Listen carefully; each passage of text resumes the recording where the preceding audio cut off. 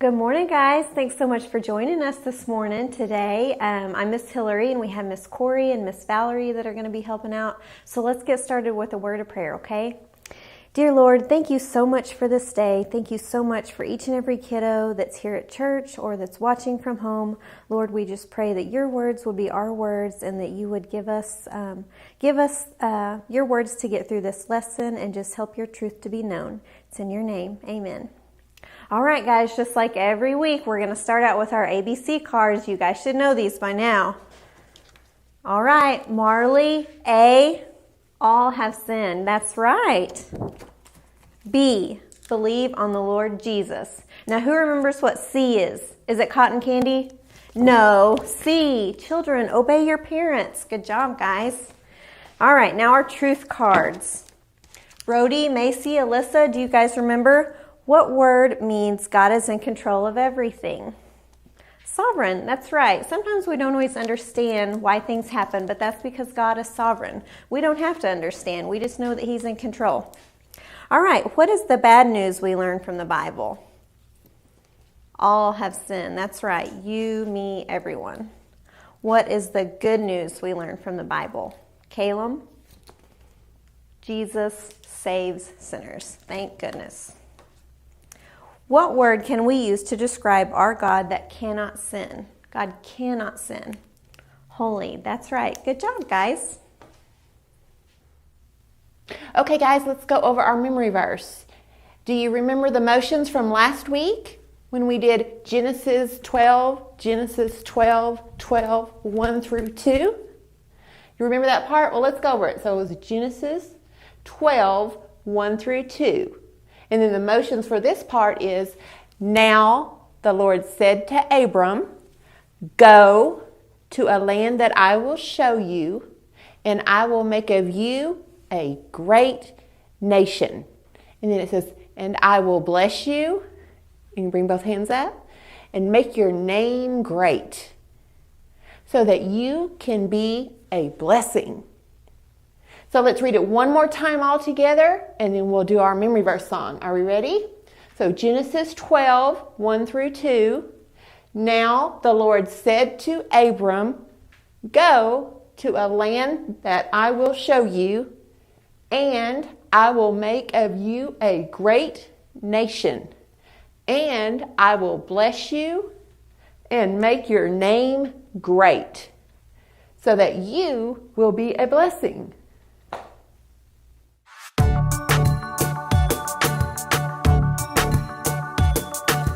Genesis 12, 1 through 2.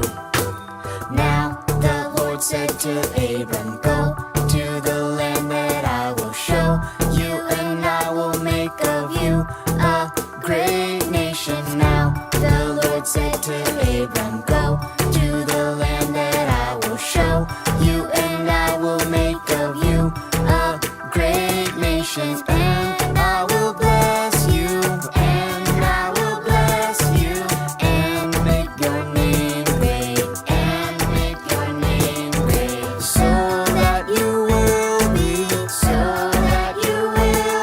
a blessing, a blessing. Genesis 12, 1 through 2.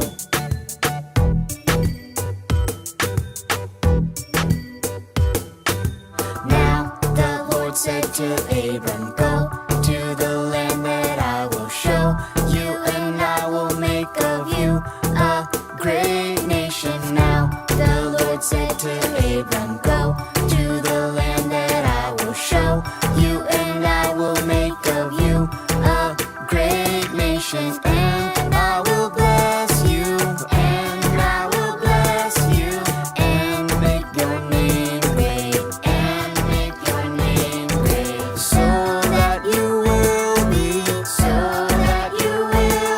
a blessing, a blessing. Genesis 12, 1 through 2.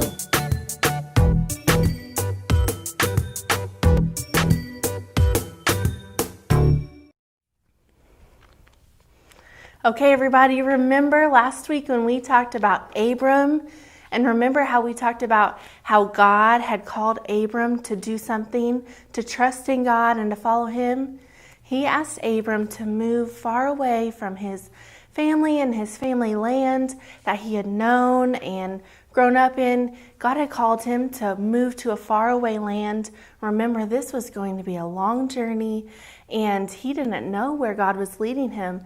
But Abram trusted God, and so he moved his family and to follow God, even though he didn't know where they were going. Do you remember who Abram took with him? He took his servants, his animals, his wife Sarai, and his nephew Lot. Remember that? And they trusted God to lead them. And do you also remember that we talked about some promises? God promised Abram many great promises. But did Abram live to see all those promises come true?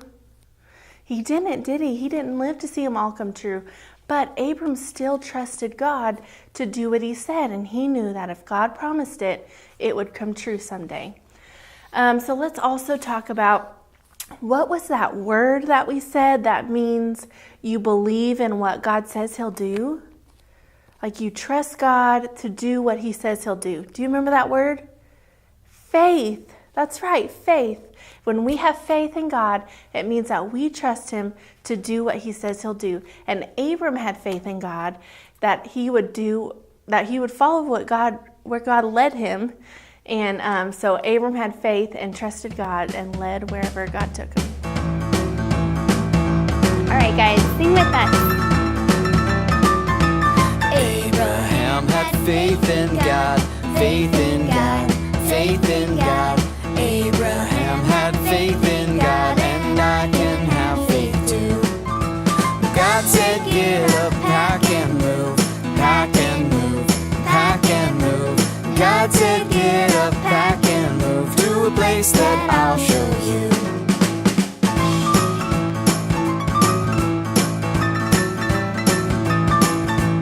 God promised to give blessings, give blessings, give blessings. God promised to give blessings, and everyone came true. I can put my faith in God, faith in God, faith in God. I can put my faith in God like Abraham did too. I can put my faith in God, faith in God, faith in God. I can put my faith in God like Abraham did too. Good job, guys. All right, guys, so today we're talking about things may not always be as they seem, and I've got my helper Caleb here. So Caleb, let's look at these two presents, and if you had to pick one of them to open, which one would you choose? This one, Yeah, how come? because it looks prettier. It looks prettier. Yeah, it doesn't say sugar-free on the label, right? It's got pretty colors and not wadded up newspaper. Okay, so let's see. Caleb, why don't you open that one? The one that you picked.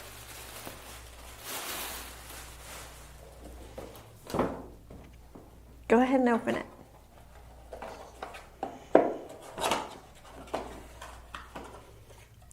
It's a fingernail clipper! Yay! Right? So that's not a really good gift, is it?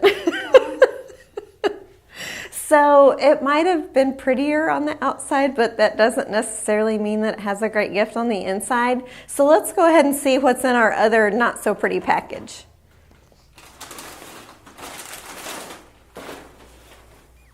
Wow, a little arcade game. I think that's pretty cool, don't you guys? Yeah, that would be a lot more funner than the fingernail clippers, huh? All right, thanks, Caleb. All right, so just because something looks good on the outside doesn't always mean that it's good on the inside. So today we're going to look at Genesis 13, 5 and 7, and we're going to find out what happens.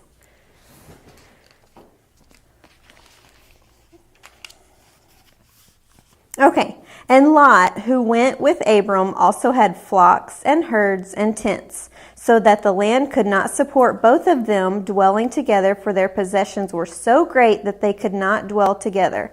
And there was strife between the herdsmen of Abram's livestock and the herdsmen of Lot's livestock. So we're talking about Abram and Lot here, and how there was a great strife between them because there wasn't enough room for all their animals, all their sheep, all their goats.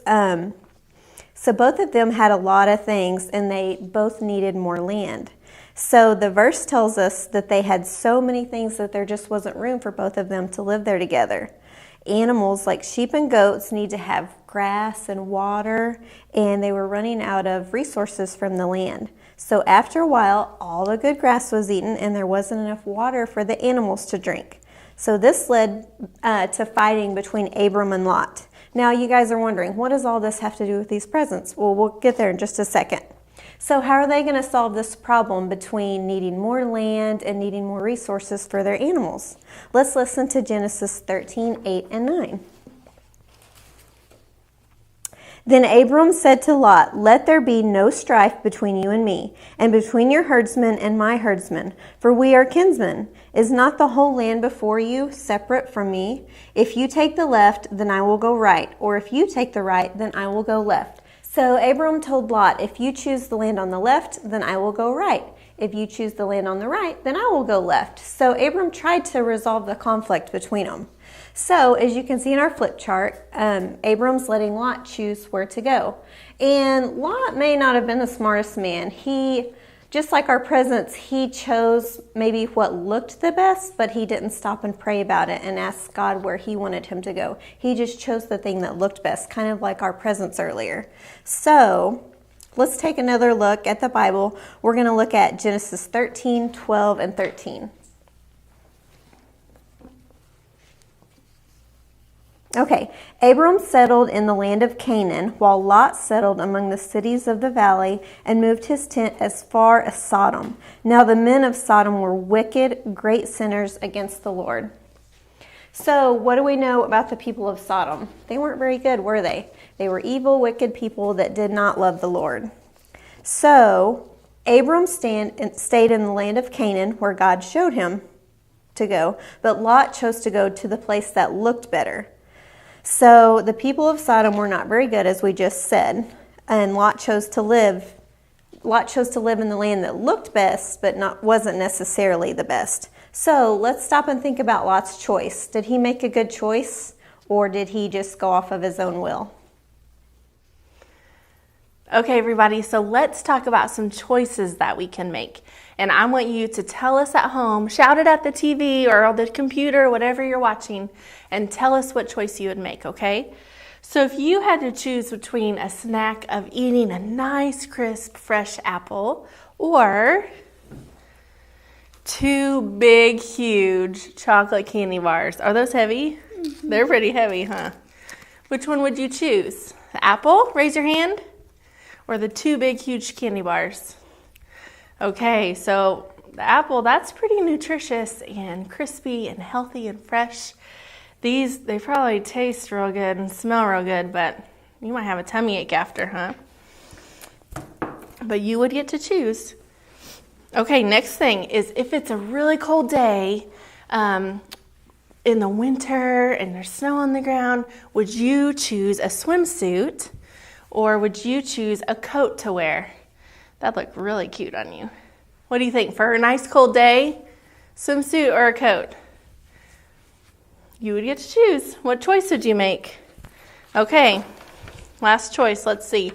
So some of you have started school, and some of you, maybe you've gone to the playground or playing with your siblings. And let's say there's a friend or a new person that you've never met, maybe on the playground or at the school, and some other kids are there, and they say, "Oh, let's make fun of that new kid. Nobody knows him. Let's make fun of him."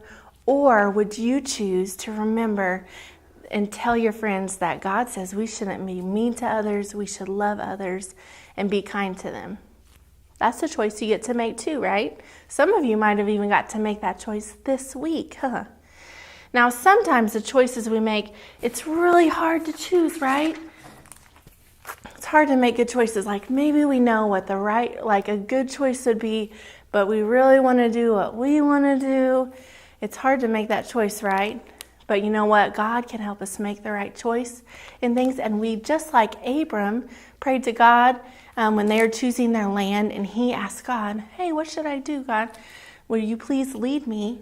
And God will lead us to do the right choice. So let's always remember to ask God which choice to make. Okay, we've been talking about choices. Remember when Miss Hillary had Caleb pick a choice? And he picked the one because it looked prettier and looked nicer? But what had the best thing inside?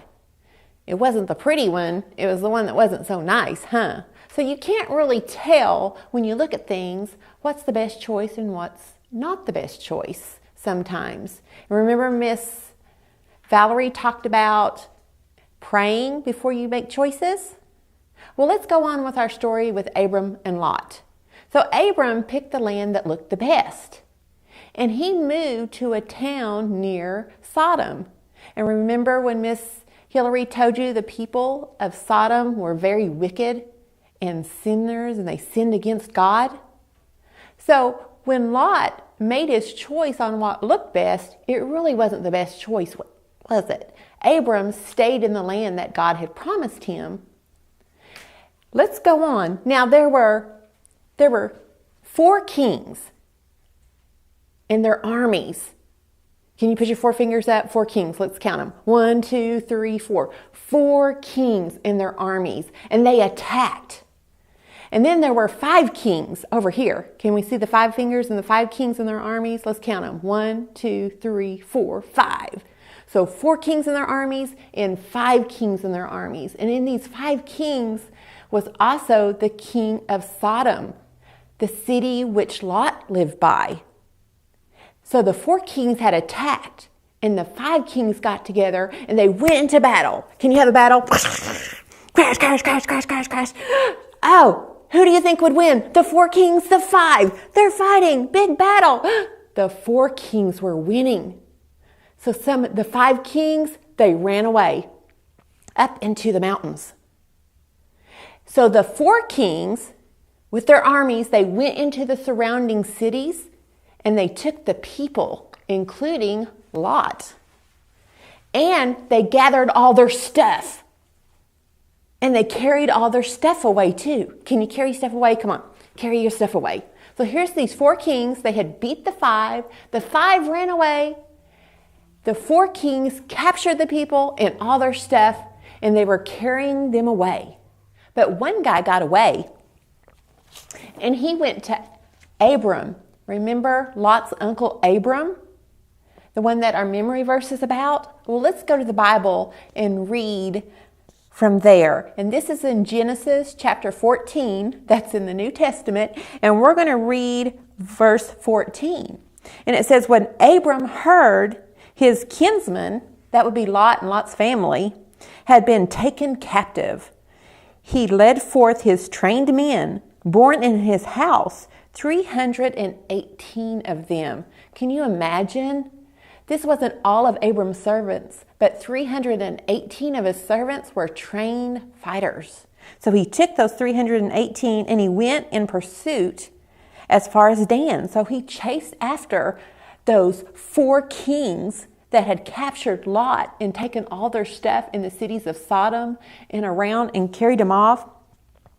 And Abram, he divided his forces against them at night, he and his servants, and defeated them. Abram, this one man with his servants who were trained to fight, defeated these 4 kings with their armies. And you know how he did that? With God's help. God helped Abram.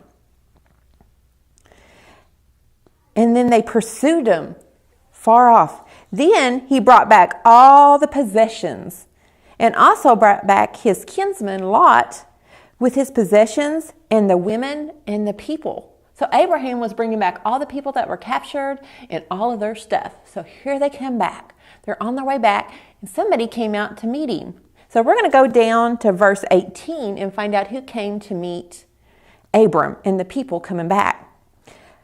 Melchizedek, king of Salem, brought out bread and wine. He was priest of God Most High, and he blessed him, and he blessed Abram. So Melchizedek came out to meet Abram and the people, and he gave him food and drink to eat, and he blessed him. He was a priest of God, and he came out to meet Abram. So Abram took and gave gifts to Melchizedek to honor God, because he was thankful that God had helped him in this battle. So he gave the priest of God an offering. Now let's go on down to 21, because somebody else came out to meet Abram. And it says, and the king of Sodom said to Abram, give me the persons, but take the goods for yourself.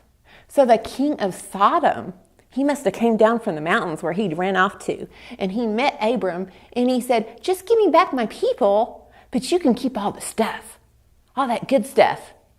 Now remember our gifts from the beginning? I don't know what all the stuff was, but you know what? Abram didn't want it. He didn't think that was a good choice. He made a good choice when he gave an offering, but he made a good choice when he told the king of Sodom, no, I don't want the stuff. Because remember, the king of Sodom was a sinner. He was wicked. He sinned against God. And Abram didn't want to have anything to do with him. So he turned him down. Now, Lot went back and lived where he was. Was that a good choice for Lot? To go back to Sodom and live there with the sinners? No, next week we're going to find out what happened to Sodom and to Gomorrah. But I want you to remember, make good choices. Pray, ask God to help you, and He will.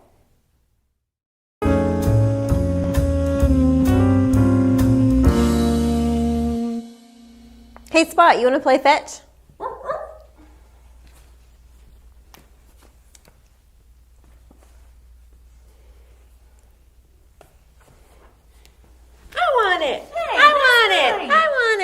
Hold on a minute. No, I want the toy. I had it first. So you're supposed to share. Guys, stop arguing. Look, we only have one rope toy, but I do have one of these. Ooh, ah. Since you had the rope first, you pick the toy you want. I'll take the pretty one. Oh, Spot, you always pick the good stuff. Be careful with this one, Spot. It's breakable.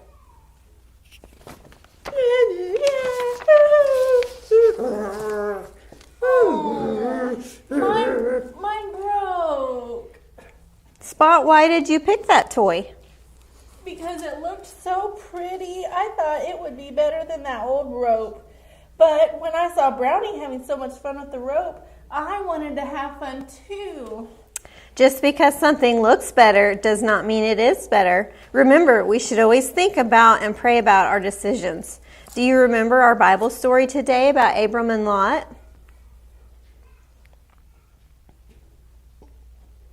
Yep, Lot picked the best land, and Abram stayed in the land God showed him.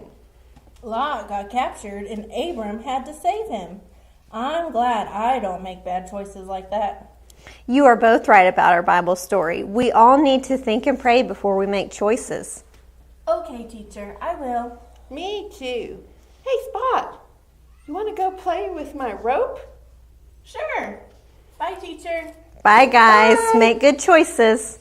You guys at home, remember, we can always pray and ask God to help us make good decisions. No matter how big or small our choices are, God will help us. Thanks for joining us today.